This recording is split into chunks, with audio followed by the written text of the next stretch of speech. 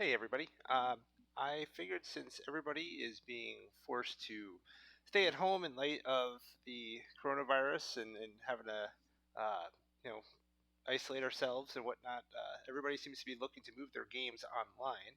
And I keep seeing a lot of questions about, tips for using Roll20 and how do I use it and stuff like that. And there are tons and tons of great videos out there, but I wanted to give one that had some of my personal tips and some tools maybe to help you make your game as smooth as possible.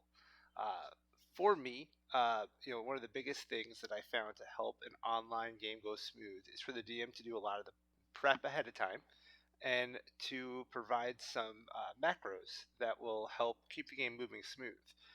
Personally, I have this big monitor and multiple monitors, and I can have a lot of things open at once.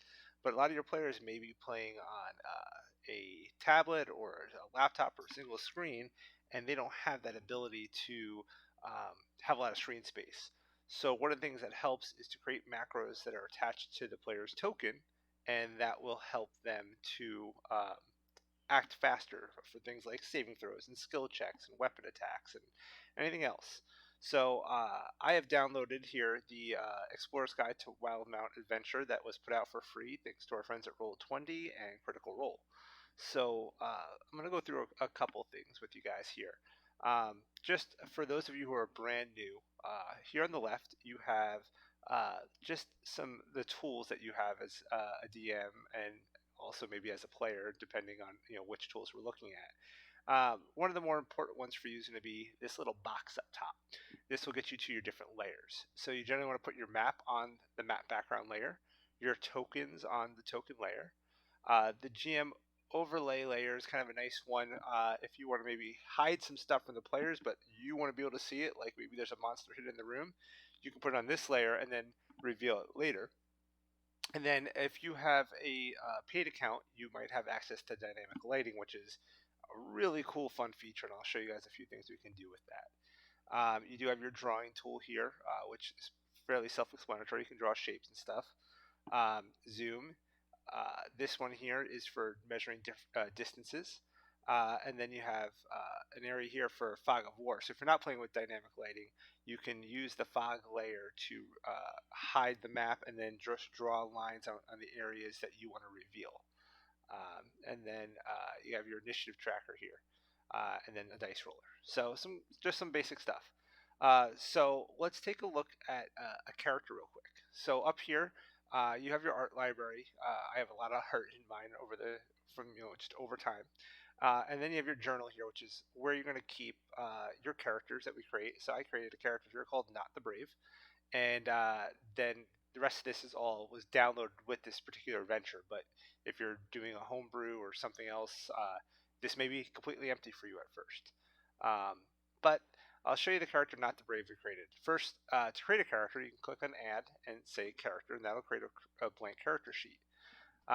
What I did here with Not is I first uploaded an image of him that I just downloaded off of the internet.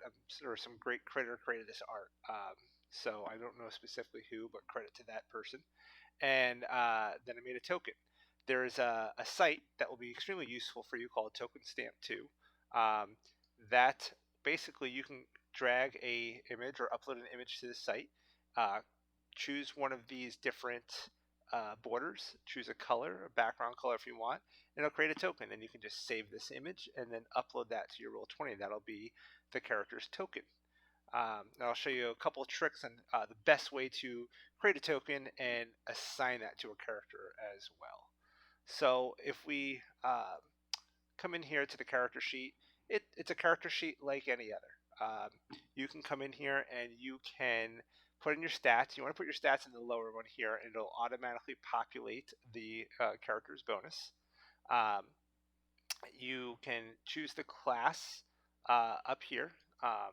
So if we do this here, click on this little gear icon, you can choose the class. That'll automatically mark off which saving throws you're proficient in. The race I just typed in, subclass I just typed in, the level one I entered, that automatically will set your proficiency bonus. So if I bump Not here up to like a level 6, you'll see his proficiency bonus automatically changes to 3 and back down to 2. So pretty straightforward on how you set this stuff up. There are some tricks I'm going to show you. Down here is the feature section, so we can add a feature by clicking on here. We type the name in. Is it a racial, class, feet, background, or other? Type what its source type. So these were Knott's Goblin racial features, and then I could type in some text. You can edit these with the gear icon. You can hide them by clicking on here, so you just see the names, and if you want to know what they do, you can either open them up, or clicking on this will put them into, up here is the chat, we'll put them into the chat section. So you can say, hey, DM, this is the ability, in case the DM's asking and he doesn't want to open the character sheet. So we filled this out. The spell section is here as well. We have our equipment and stuff. And just so you know, so when populating this, you'll see here, for instance, Knott's got a hand crossbow. Let's say Knott has a dagger as well, and I want to give him a dagger. Up here, this little icon is the compendium. We can go in here. I can type dagger. It'll find a dagger, and there's proficiencies, and then there's items. I want to give Knott a dagger. So I'm going to drop it on his character sheet. It shows up here, and now you'll see a dagger attack has also automatically been added. So all good stuff. Makes it pretty easy. You can do proficiencies as well. For instance, Knott had alchemist supplies. So I took the proficiency, I dragged it and dropped it, put it here in the tools, and then I also took the item and brought the item into his inventory. With the tools, you'll notice the attribute set to query. So let's say the DM says, hey, go ahead and make a check with your alchemist tools, an intelligence-based check. Well, I can click on this and say, all right, intelligence-based, and submit, and it will do that roll for us. If I did it as Dex instead, because maybe he's making something, he has to be careful, we can do it that way. So, and it'll show you here. Now, you'll notice it's rolling two numbers. That's because I have it always set to roll twice. Saves time. This is another one of those things that we talked about earlier about trying to speed things along. So if you're rolling normal, you just look at the first number. If you're rolling with advantage, you take the higher, and disadvantage, you take the lower. But if you always set it to roll two numbers, it definitely will speed things along. So a couple other quick things before I get into macros. Knott, for instance, is a rogue, so he has sneak attack. So I have this global damage modifier. What you can do here is under this little gear icon, it kind of brings you to some settings. And right here, I chose to show, in this case, I did global attack and global damage. And that brings up these two fields here. So, for instance, maybe somebody in the group casts Bless a lot. So I have that set up, and by checking it, I can enable it. So it's always there, but I can enable it really quickly, so I don't have to set it up every time. And then here's Knott sneak attack. So if Knott attacks with his crossbow, you'll see here he does his roll, and then I need to do the damage. And right there, bam, it automatically does the one sneak attack and the 5 piercing. If there is no sneak attack in this particular turn, we can just ignore that extra 1 damage, and it was just the 5 piercing. So that's how you would set up some global modifiers. And then again with the attack, if I enable the bless and do it, you'll see now it's added this +2 for bless. So it was a 14 + 2, so a 16 roll. So let's take a quick look here. I'm going to move this over to a map, and we're going to come over to this cave map. Now you'll see this player tag here. That's the map the players are seeing. So as the DM, I can click on this map and go see it. But if I want the players to see it, I need to drag this over, and now my players would see this map as well. That's how you activate the scene. So here's Knott. Now, what I did to get this was after I created the token stamp, I went and I uploaded the token. The way you upload the token is you literally just drag and drop it onto the map, and it will upload and show up here. Now, before you attach it to the character sheet, there's a few things you want to do. One, you want to make sure it's the right size, which in this case it is. Take one square. Opening this up, we want to attach it to our character sheet. So it represents the character, not the brave. These are all the other monsters and everything I have on the sheet. So I attach it to Knott. The next thing I want to do is I want it to link to Knott's HP and AC, probably are the two most important things. So from here, I use the green bar personally for hit points. So I'm going to say HP and link it. and then I'm going to say AC and link it. For this third one, I personally like to use class resource for most people. This will be something like a monk's key points, or um, a maybe a cleric's channel divinity. So something like that. Some people like to make this maybe for an NPC the movement rate of the monster, so they know how fast the monster can move. So whatever you decide to set there. What that is on the character sheet is, if I go back to Knott's character sheet, the class resources, whatever is in this box. So that's what that links to. The other thing you might want to do if you're using dynamic lighting is go into the advanced tab and set up their vision. Now, a goblin has 60 feet of dark vision, but you notice here I put it at 30, but then I have a multiplier for ×2. The reason I do this is that it will double the amount of light that is seen and the distance. So it turns dark light into dim and dim light into bright, as opposed to just saying 60 feet and ×1 multiplier. Either one will work, but this will be a little bit more accurate. You want to make sure has sight is checked, but you don't want all players to see light because he's not a torch. He's not a campfire. This is just the light that he sees.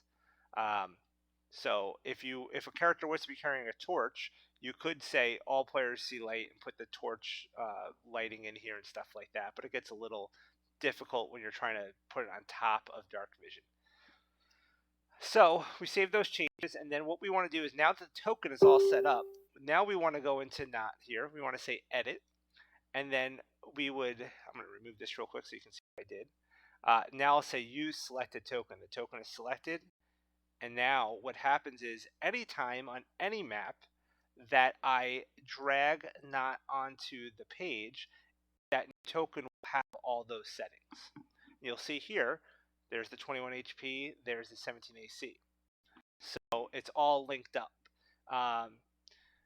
One cool thing you can do here now is say Knot takes 3 points of damage. Rather than doing math, you can just say -3, and it will automatically change it for you. And he takes 3 points of healing, we can say +3, and it will heal him. So nice little thing you can do there. So let's get into something that's going to help you guys out a ton with saving time. Macros.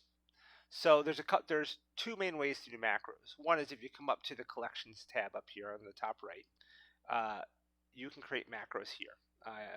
These are global macros though, and all these ones in here, by the way, these downloaded with the adventure. I'm not exactly 100% sure what all these do, but I generally don't use these. What I do is I do character sheet level macros.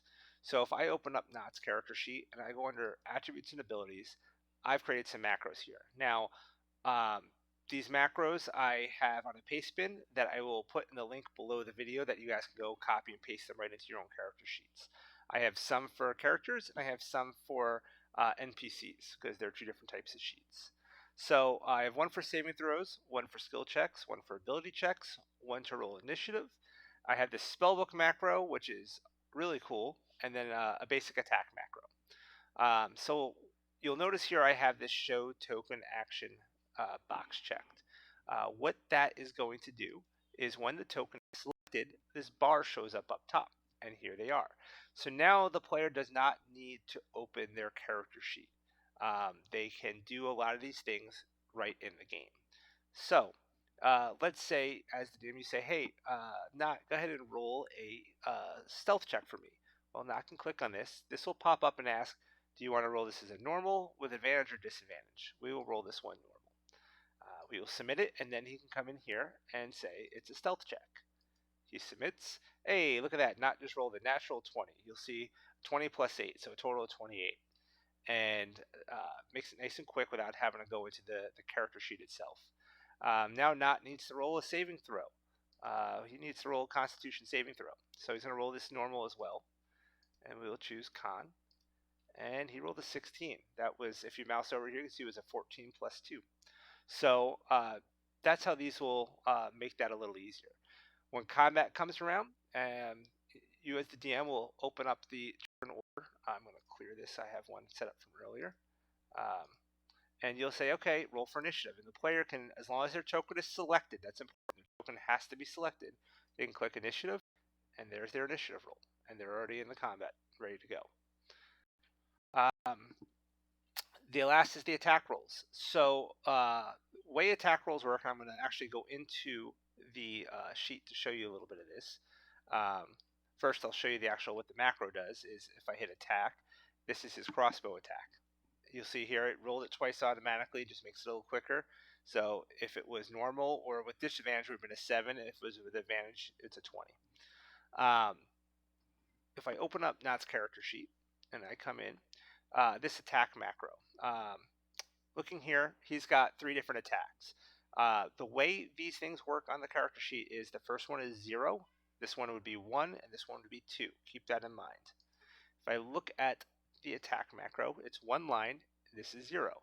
If I want to set up another one, we'll call this one crossbow. Crossbow attack. If I wanted to set up another one for his dagger attack, I can just copy all this. We'll call this one dagger attack. We'll paste it in, but you remember it was the 3rd attack down, so 0, 1, 2. So I need to make this a 2. Now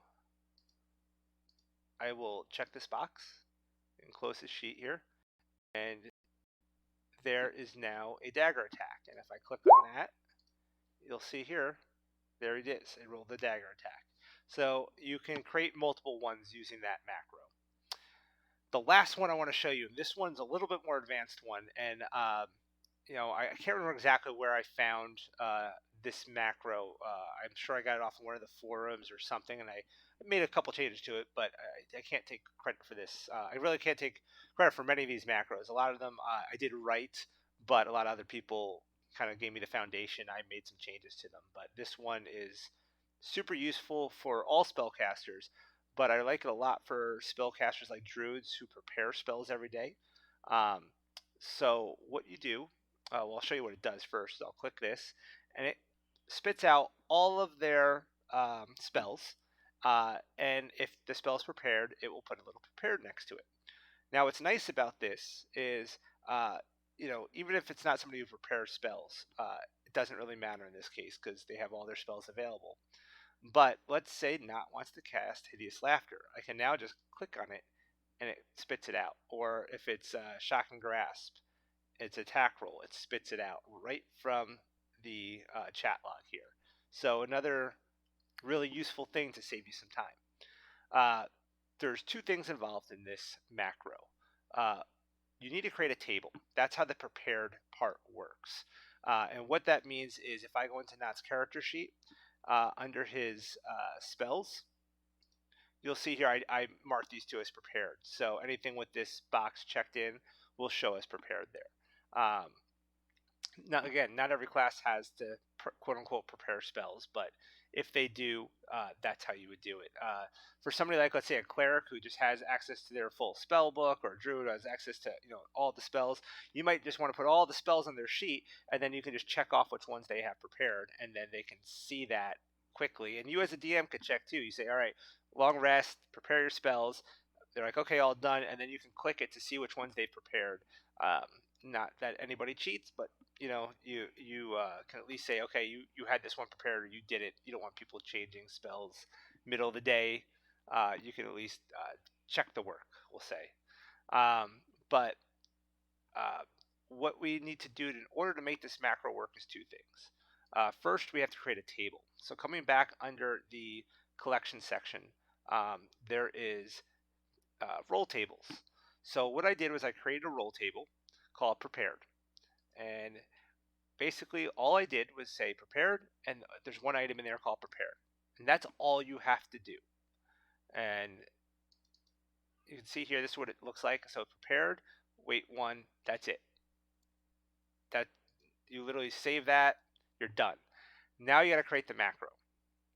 So the way the macro works is it's a fairly big macro, but if I go back into Not's sheet here, I will bring this down. So what you'll see here is there's basically 2 lines for each spell. if he had another cantrip, I would basically just copy this line and change the 2 to a 3. Right?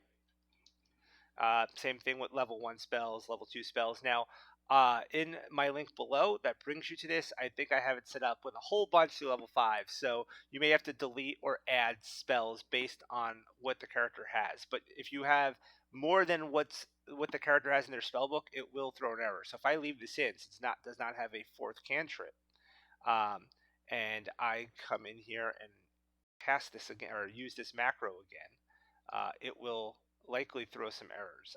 It doesn't, I don't think, with cantrips, but it will if you start doing spell slots and stuff like that. So try to make sure you only have the ones for the particular number of spells the character has. And again, you'll notice starting with 0, not starting with 1. So for not here, I don't want this one. He only has those 3 cantrips. Let me see here. Is this the right one? Yeah. So I can pull this over so you guys can see it. Yep. Okay. So here's the macros, and this is the spell one. So I have it all the way up through, I think, level 4 here, but it gives you an idea of how to set it up, and you can delete or add whatever you need. Just copying and pasting the code over again and changing the numbers appropriately. So those are the player macros.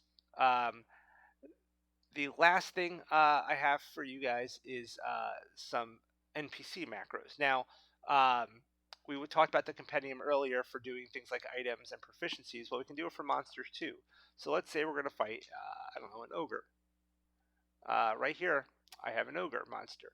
And I can drag this ogre onto the map.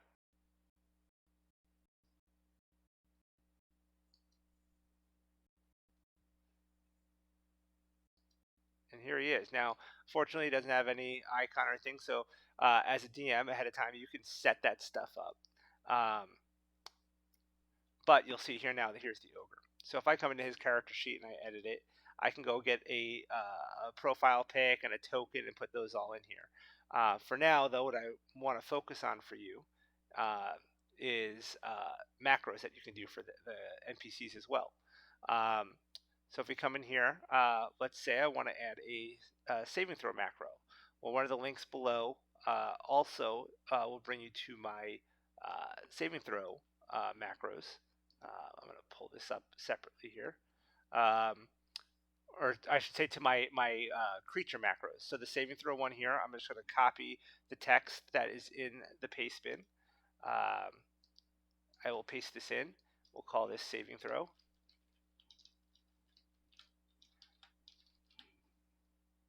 And there we go. And I will make it a token action and close it. So now, here it is, saving throw. And it'll pop up, and I'm going to do a strength saving throw for this guy.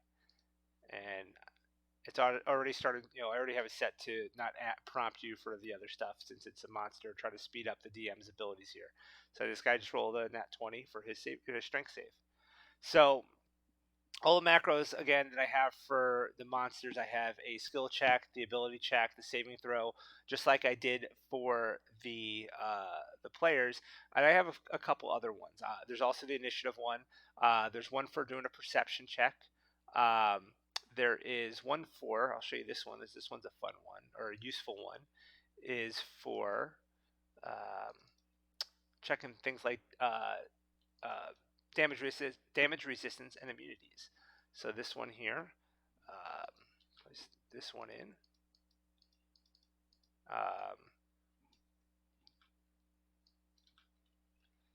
So what this one here will do is lets me know if the creature has any damage resistance, damage vulnerabilities, immunities, conditions. An ogre doesn't. But if it was, let's say, a dragon or something, that would all be filled up. The other one, I do have one for stats as well that will show you some of his important abilities. So we can set this one up real quick. We'll add this one. I just call this one stats. And we'll make it another token action. You can also roll these from right here, by the way. So I just click this. Here it is. So he's got an armor class 11. There's his hit dice, his speed, his skill, skills, dark vision, languages, challenge rating. So a few things there. It looks like there's a little error in that, which I can fix. But so yeah, some useful stuff for the DM just to make gameplay go smoother and for your players to make gameplay go smoother. So I will include these links below, and you guys can feel free to copy and paste these, use them. This should make your life easier. One last thing I want to show you, dynamic lighting. So if you have the ability to use dynamic lighting, it is awesome. So for DM, you have the dynamic lighting layer here. You can draw lines all around your map, and this will restrict where light can go. If there's a door, you can use a different color line. I would recommend something like I usually use like a yellow line or something, and put that in front of the door. Then you can just slide it out of the way. So, for instance, if there was a door right here, I could simply, let's see here. I could simply just, well, I don't want to take up too much more time here, but I can go polygon and lines. I'll just grab, let's say, a yellow line, and I can draw a line right here, and there it is. Now it's a door, and right click to close it. So you'll see now the light from this room, there's a campfire light right here. The light from this room isn't coming out into this room anymore. When the players get here, so if we just bring not, let's say, let's go back to our object layer. These will all hide. Not gets over here, and Control L when you're on a token will show you what that character can see. You see he can't get here. When you tell him, hey, there's a door, he says, okay, I open the door. As a DM, what you would do is come in here and just get that out of the way, and now now see into that room. So dynamic lighting is nice. Now that is where when we set up the token vision earlier, that's where this comes into play. Is having the has sight and how far they can see and stuff like that. That's how that comes into play. Um, there's light in this room. You'll notice too when I was at the dynamic lighting layer, there's a campfire there. Well, with whoever created this module, what they do is they put a little ball here, and if we click on it and go under advanced, you can see it emits light for 60 feet, and dim light starts at 30 feet. And it says all players see light. That's how everybody can see it. So checking that box is how you do light sources. Um, one thing to keep in mind when you're dealing with dynamic lighting, you'll notice this doesn't follow the curve of the wall, and because then you start getting a lot of objects on the map, and it will slow down load times. So just keep it somewhat basic when you're setting up your dynamic lighting. I think that is about it for this video. I will post this. If you guys have questions, feel free to ask. I'll do what I can to help. One last thing I will say, this again was Roll20. I know a lot of people use Fantasy Grounds. I haven't used it, so I can't really help there. If you are a big online player, though, and you use Roll20, or you plan on using Roll20 a lot more, there is another virtual tabletop tool out there called Foundry VTT. You can go online, check it out. It is really cool. It's in beta right now. The only way to get access through it is through the guy who's making it through his patron. But it'll eventually be released, and it's going to be more of a self-hosting thing. You just basically pay for the license. Don't know how much it's going to cost yet, and you can either host on your home computer, or you can go get a server somewhere to host it for you, whatever. But it's yours, so there's no pay gating or anything like that, and it's open to the community to make modules for it, which is cool. So there's a lot of neat options out there. So if you are more of a hardcore virtual tabletop player that wants more options and more power in their virtual tabletop, I suggest checking out Foundry. But for everybody else who's just trying to get through this this coronavirus thing and looking to convert to online for a little while, Roll20 is a great option and can do everything you need it to do. I do recommend Discord for your audio. It'll be a lot better than using Roll20's built-in audio. I personally never play with video. It seems that not everybody ever has good enough internet, and it just slows things down. But if you have the ability to do video, by all means, go for it. Zoom is another great option for that as well. So there are definitely ways to do it. But I hope this helped everybody. I hope it gives you a little bit of something to get going with. Everybody, stay healthy, stay safe. We'll all get through this. And I hope you guys have fun and roll some nat 20s. All right. Thanks, everybody.